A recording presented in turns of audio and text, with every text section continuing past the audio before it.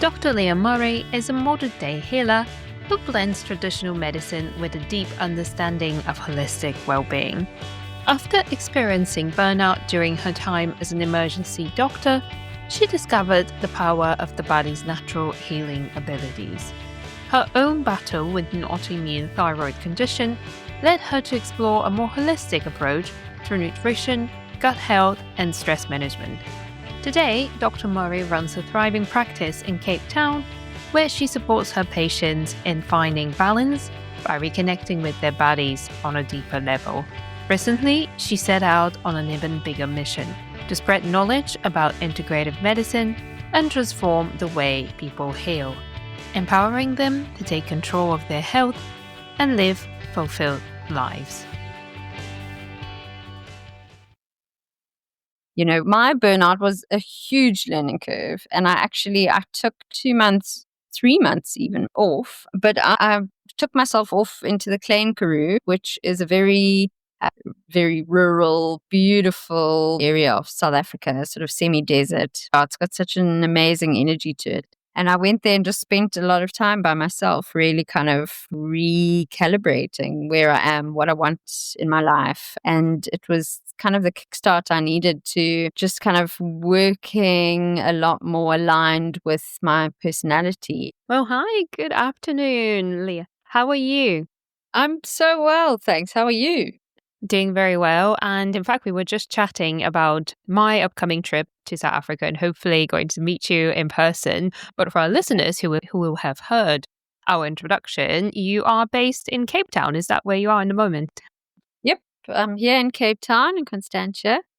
Still in my office. Yes. It's been a busy week. Yeah. Thanks for having me. Not at all. And I'm very glad that you managed to find a little bit of time to squeeze us in. And this is probably the question that I start every interview with. But how did you end up in this very office, being not just a doctor, but actually focusing on integrative medicine, which is something maybe not all of our listeners will be familiar with? Absolutely. So this office is actually, I'm currently working from home. I've got 2 little kiddies, a 3-year-old and a 6-year-old. So life is busy.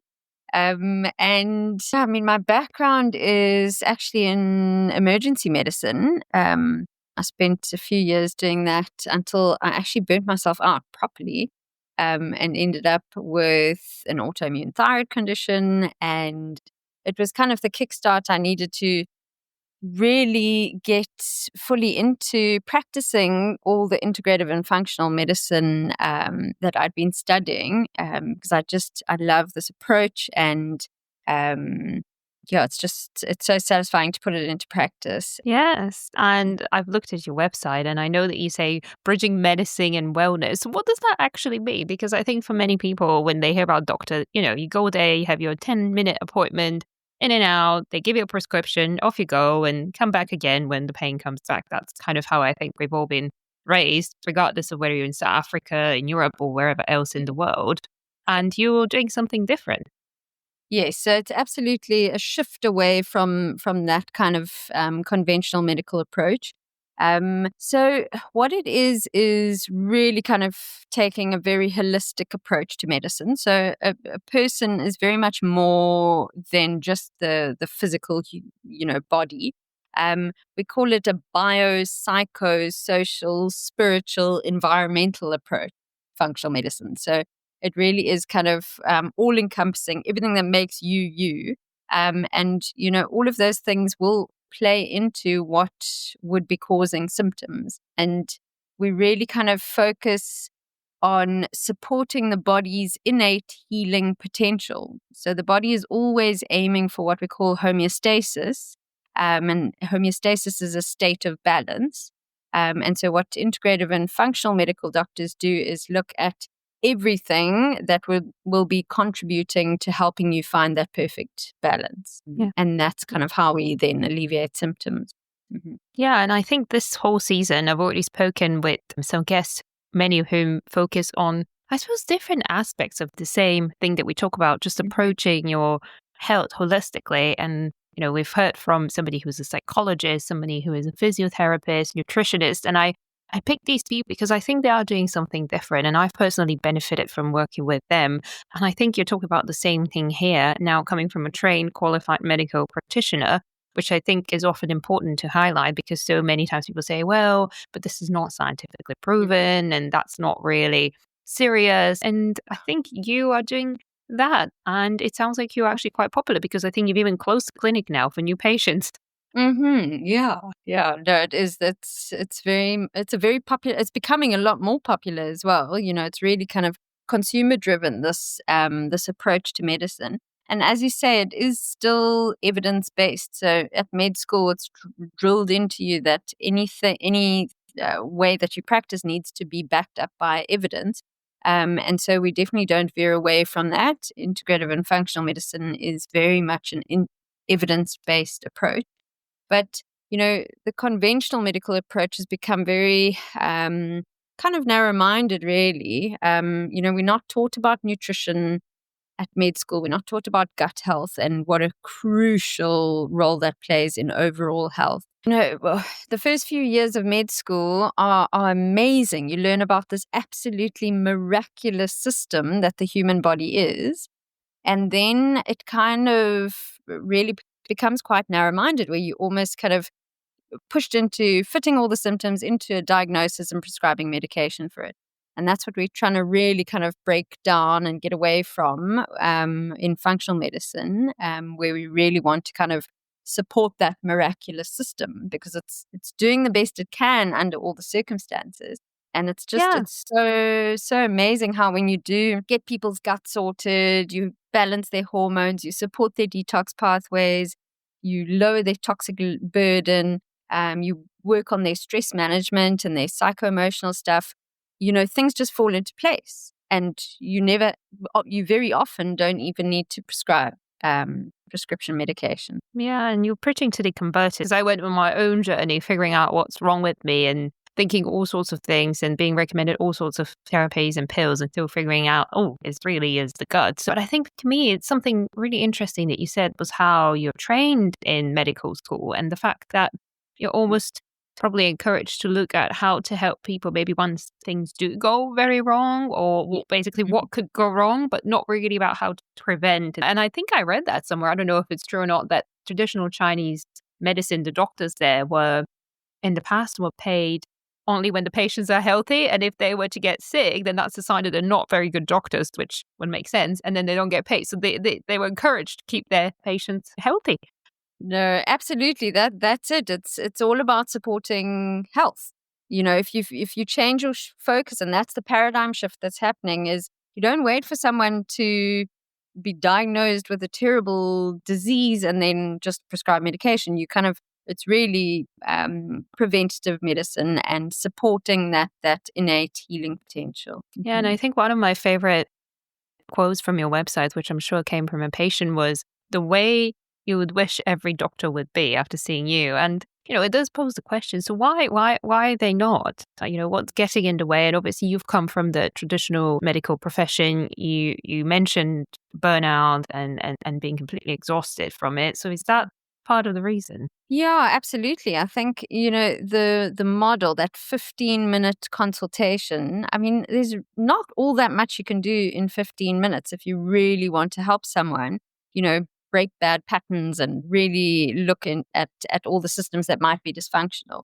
So it's definitely a time pressured issue. The thing is, there are life-saving surgeries and medication that absolutely need to be used, but there's kind of a huge gap between that and just supporting health, that gap is just where integrative and functional medicine comes in. By the end of those 9 years, you're very good at treating disease, but you're not that good at supporting health. And I think that's really when integrative and functional medicine comes in.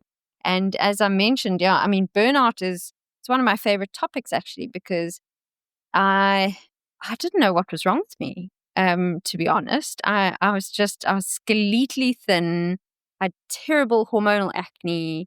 I was so tired, but I was doing night shifts. I mean, I kind of knew I should be tired, but it was just this like bone crushing fatigue, lots of other symptoms. And the main one that actually made me do my own blood tests was I started becoming very ambiguous, and you don't want to be ambiguous when you're making decisions in, the only doctor on call in an emergency unit. So that was really my key feature, this kind of brain fogginess that made me start looking at things. And then the bloods came back showing a completely underactive thyroid. And it didn't fit the bill. And it just kind of sparked this memory because I from my fourth year of med school already, I started studying integrative medicine. And I remember learning that if the bloods come back showing underactive thyroid, but the patient looks like they have an overactive thyroid, it's burnout. And so I'd kind of had a major career change. And I just haven't looked back since. And I mean, completely reversed all of those conditions, the burnout, the autoimmune thyroiditis, everything. It's completely gone. Yeah. Yeah, and I'm nodding here because it's not a secret. I've also struggled with thyroid and probably for somewhat different reasons. But I do agree with you. I think on my journey, as I started trying to find out what was wrong and what was causing it, I think my conclusion was, oh, it's something to do with my gut. And, in your case, it was burnout. Yeah, I see you saying, aha. But many people don't know this. And, I think that's part of the challenge, that you're only so focused on going to the specialist for that particular part of the body without thinking about what else is connected to it. So I know that you do a lot around gut health. So what's going on in most people's guts? Yeah, good question. Not a lot of balance, that's for sure. Mm-hmm. So, I mean, well, that is probably my absolute favorite topic. I think mainly because if you get people's guts sorted, so many other systems are just going to respond so beautifully. And, the gut is more than just this tubular structure that helps us kind of digest and absorb nutrients from food. Your neurotransmitters, majority of them are made and stored in the gut. So your serotonin, your dopamine, noradrenaline, all your happy hormones. So a lot of mood disorders can really be shifted. Depression, anxiety, you have to start with getting someone's gut sorted. Also, 70% of the gut's function is detoxification. So getting rid of toxic waste. And this is also probably why our guts are in such a state, because we have such a high toxic burden these days. Our food is covered in pesticides.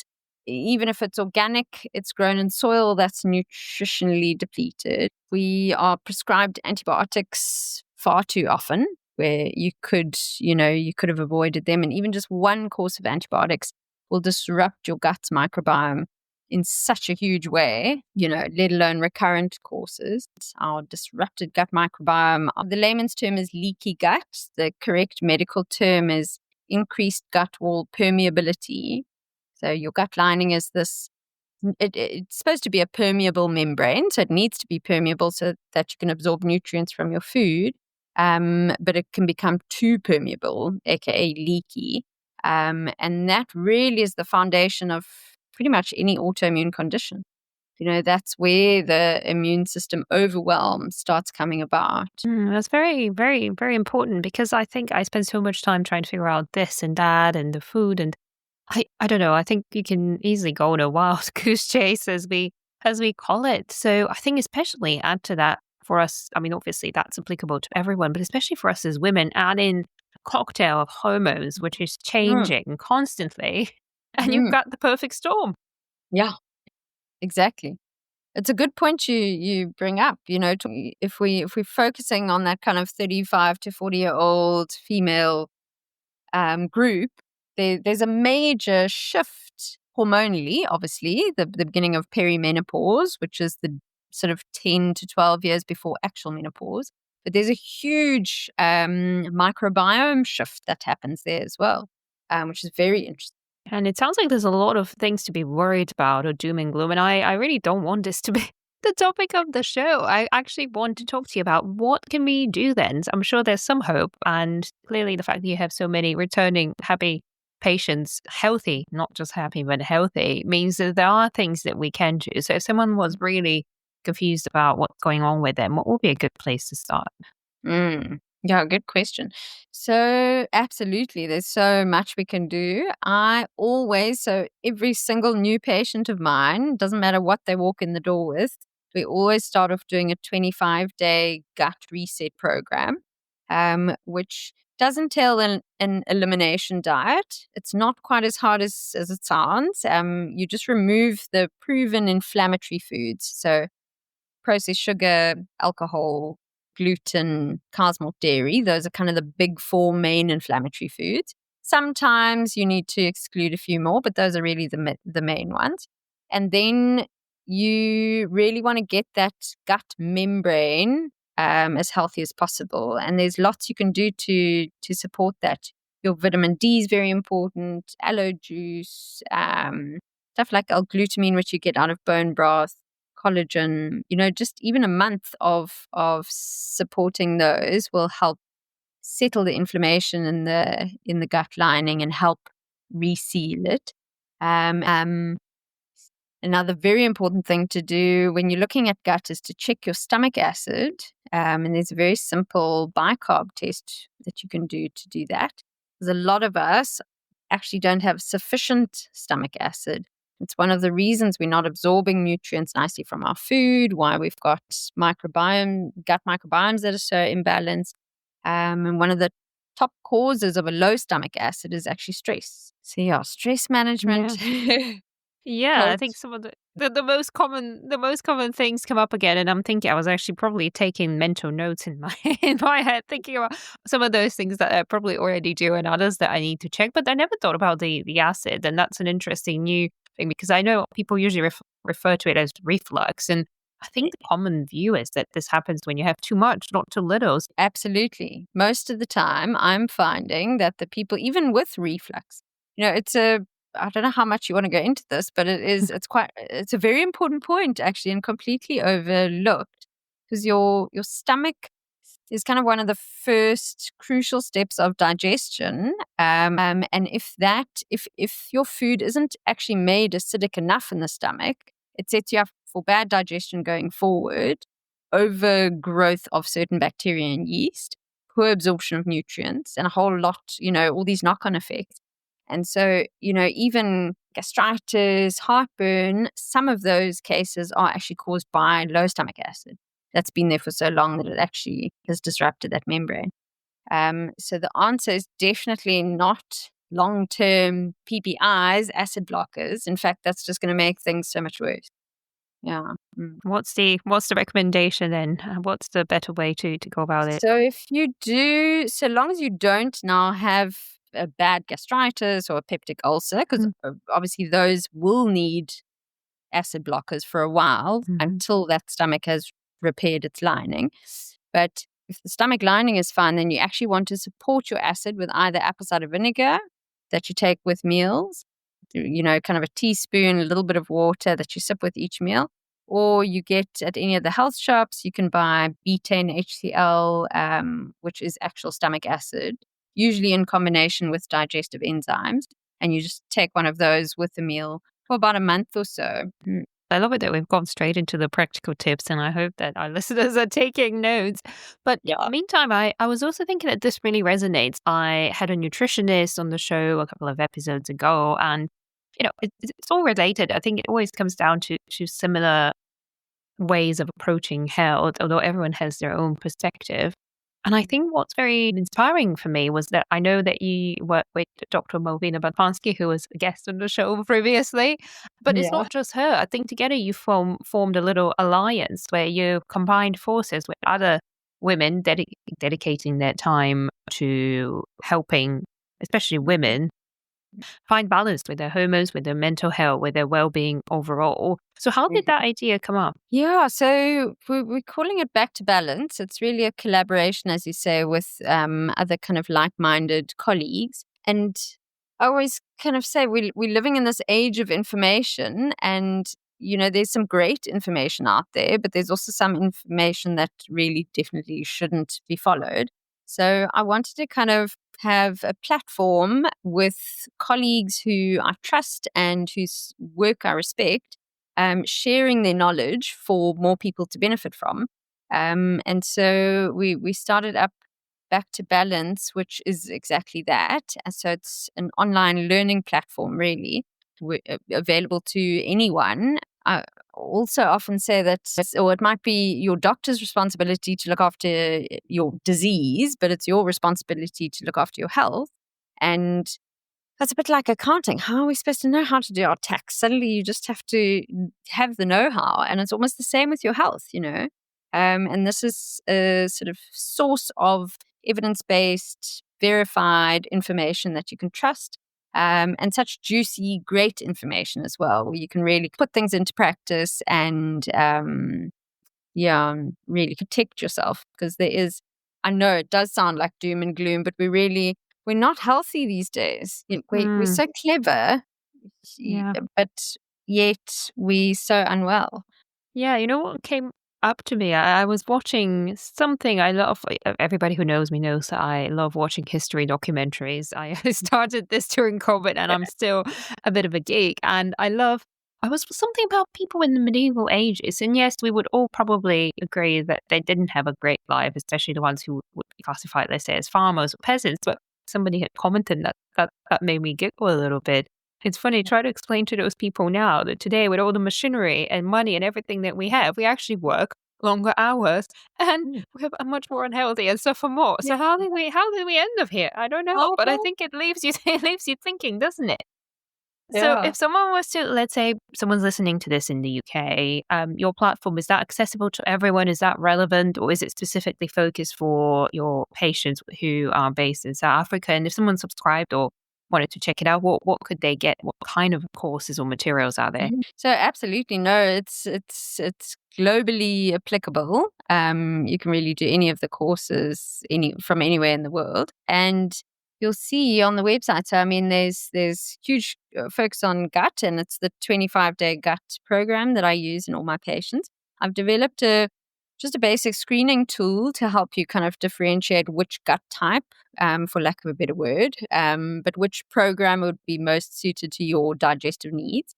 And then Malvina's got a whole host of courses that we're desperately trying to get on there. She's got an amazing 28-day nervous system reset, an autoimmune survival guide. So her book is being converted into a course. That one's going to be amazing. And then we've got Dr. Ila Munger. She's also an integrative doctor based in Joburg. She's dedicated her career to breath work. And we've got a few of her masterclasses on there. Breathwork techniques designed to help you with chronic pain, with a whole lot of vagus nerve stimulation, burnout. Then we've got Kelly Lynch, who's a dietitian or ex-dietitian, she says. She's a fertility coach with an amazing fertility course and lots of ebooks. And then we've got a psychiatrist who's joining us, who's also going to kind of delve more into the mood disorder stuff, insomnia. I'll soon have a burnout course on there, a 3-month burnout course, which will be fantastic as well, because we're also all completely overstressed and stimulated, and various other ebooks and courses on other nutritional things, weight loss, tons. Yeah, because it's all connected, and that's what we always, or at least I always like to point out on the show, and that's why I was actually ticking the boxes. Always, I've had this kind of specialist in this and this, but I'm thinking breath work. That's an interesting one. I definitely need to get someone to talk about it.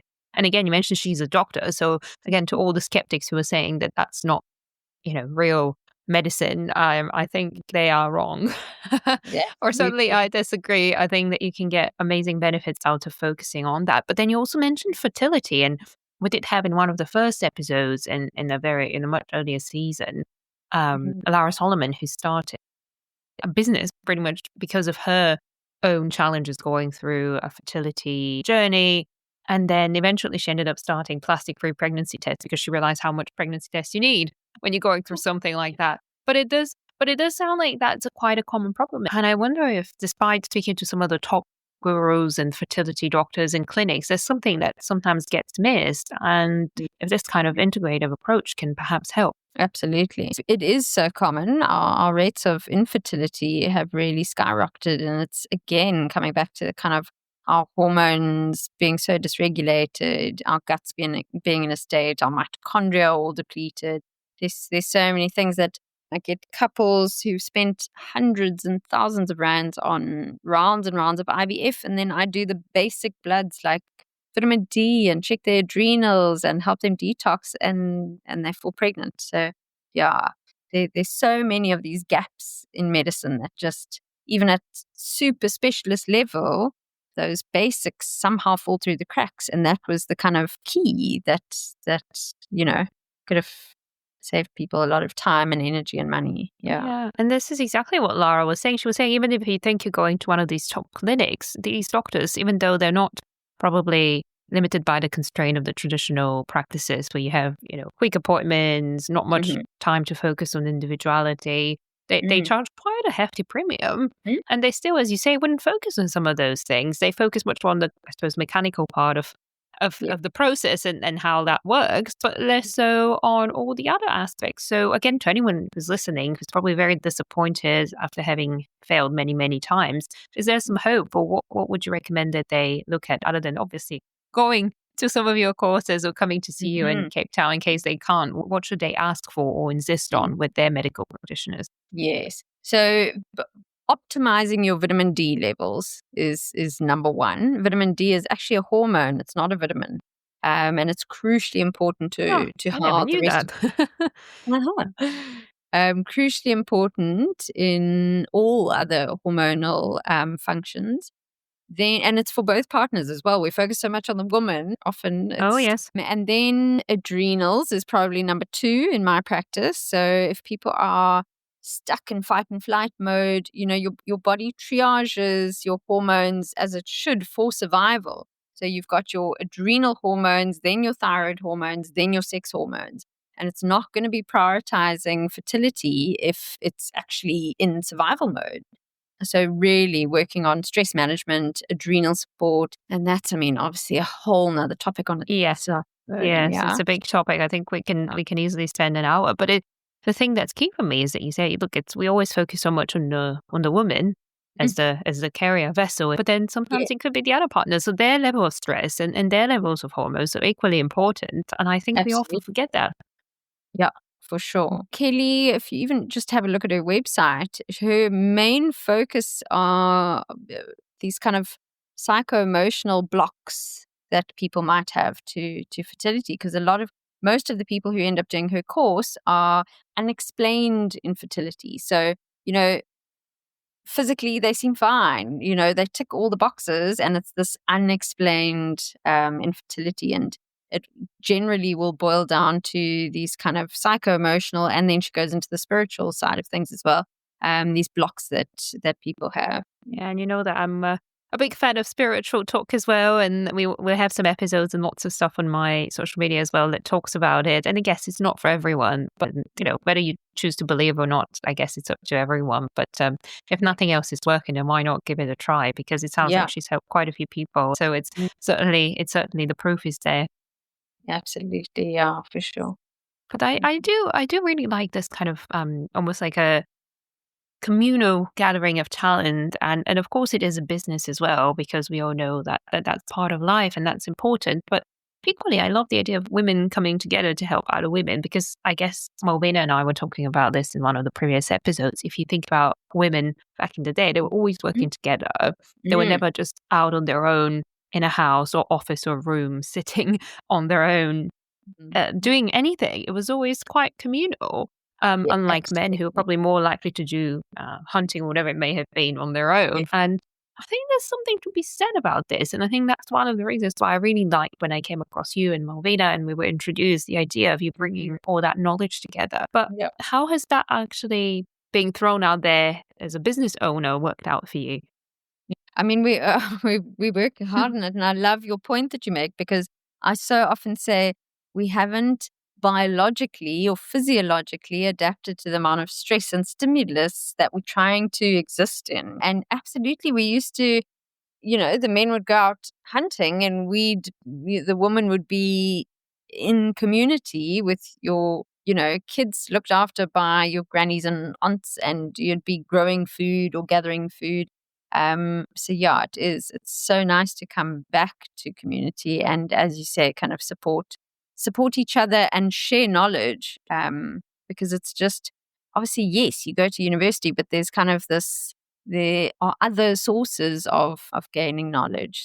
Yeah, back to balance is very much a side thing. I mean, my practice is I love it so much, but it's busy and it's demanding, and I'm a bit of a perfectionist. So I'm still, 4 o'clock on a Friday, making sure everyone is sorted. Yeah, and I know you mentioned you also have 2 young kids. So what are your own, I suppose, lessons or tips or things that you had to change once you had children? Because we often talk about that motherhood does change you, and it changes the way you work, and it changes it for the better, but there's certainly a big adjustment. And I know there are many young moms or moms who've just had their second child perhaps listening, and it becomes challenging to balance that, as you say, with a very busy and demanding job. And on top of it, you have these additional projects. So what are your Yeah. own lessons, Yeah. and what would you recommend to anyone who's looking to do something along those lines? Yeah, and absolutely. Yeah. Try and practice what I preach. Obviously, I think humans by nature are imperfect beings. So we will continually be trying. And often with my patients who've gone through a bad burnout, and even in my burnout course, the whole final phase of it is trying to not slip back into those bad patterns. So recognize when you are pushing yourself too hard and too far, and just keep pulling back and prioritizing rest, because burnout is really a period of forced rest. It's, so just prioritizing downtime, getting out. If you realize you're in fight and flight mode, you need to go for a walk. I'm a big walker. That's all I do actually, is walk and yoga. You also need to find out what suits you and what suits your constitution and your personality type. I always sort of thought running was good for me. It's not at all. It's far too much. I gentle, all brisk walks. How And did you calm. figure that out, though? Because I think oftentimes we force ourselves to do something because we think it's helped someone else. So how did you figure out, or how do you figure out when something's not working for you or not right? Yeah, yeah.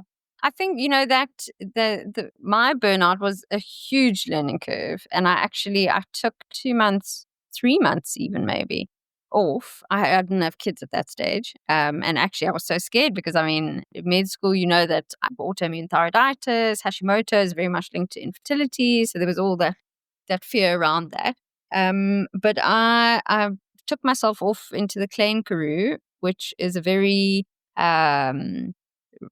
rural, beautiful, but quite a hectic area of South Africa, sort of semi-desert, but just, yeah, it's got such an amazing energy to it.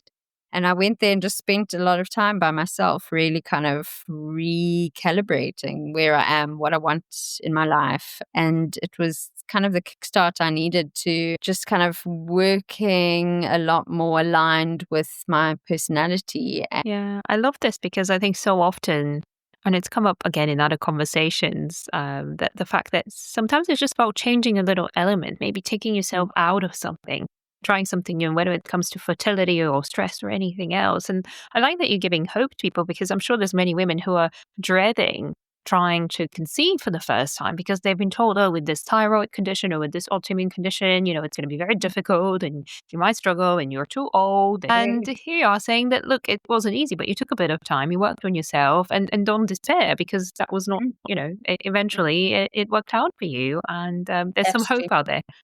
Yes, absolutely. No, it really, really, if I'd followed my specialist's advice, I'd be in a completely different, I'd be on chronic medication and I wouldn't be well. No disrespect to anyone. Doctors study for years and they study very hard, and it's not an attack on the conventional approach at all. But as I said, there are just major, major gaps in how the conventional approach works. We do need to get that information and that fact out there. Autoimmune conditions are reversible. Absolutely. I'm living proof. Major hormonal fluctuations and conditions, completely reversible. There's so much you can do that people just don't know about. Yeah, I think that's probably a great point to end the interview. But the one question that I always like to ask at the end is, where do you hope it all takes you? I'm sure you've got your own dreams and plans and ambitions. And whilst you're trying to balance quite a few things, I'm sure that you have some plans, and there's something that I'm sure drives you. And I think we've almost gotten to it, but I suppose, is that really the desire to get knowledge out, or is it really something else? No, I think that's it. It's to get knowledge out there, yeah. And it's happening. I'm seeing it. And, all integrative and functional doctors are seeing it because the demand is just, so huge. So there is this thirst for a different approach.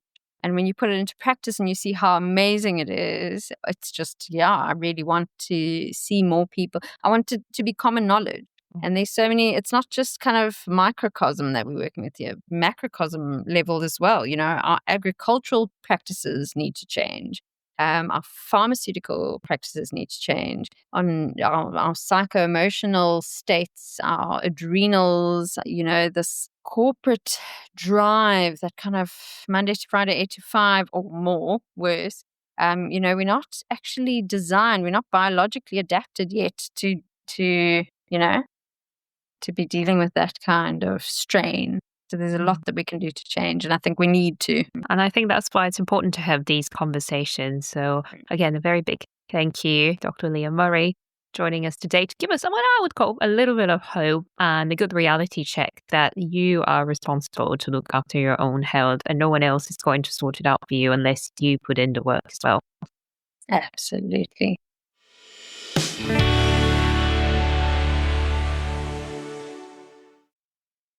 There was something incredibly grounding about this conversation with Leah. Her honesty, her clarity, her quiet courage to walk away from a life that looked successful on the outside, but no longer felt true on the inside. And this made me reflect on just how often we keep pushing through, ignoring the signs, numbing the pain, and just telling ourselves it's just another busy day. But your body knows it's always speaking to you, softly at first, and then perhaps louder when you just won't listen. So perhaps this is your invitation to pause and to ask some of the uncomfortable questions. And above all, to listen, not to what the world says you should want, but to what your body and your energy are already telling you. Because transformation doesn't always start with a plan, and sometimes all it needs is just a gentle whisper. And if you're feeling like you're at a crossroad, just know that you're not alone. If this episode resonated, I'd love for you to share it with someone who needs to hear it. And a little announcement. This autumn, I'll be opening the doors to a brand new community space, a more intimate circle where I'll be sharing daily musings, energy transmissions, and live sessions to support you through change. Plus, the podcast is going next level. We're launching a video version and a series of classes and collaborations with some of the incredible guests that you've already heard from. And if you're not yet following us on LinkedIn or Instagram, now is the time. You can find the details in the show notes. Until next time.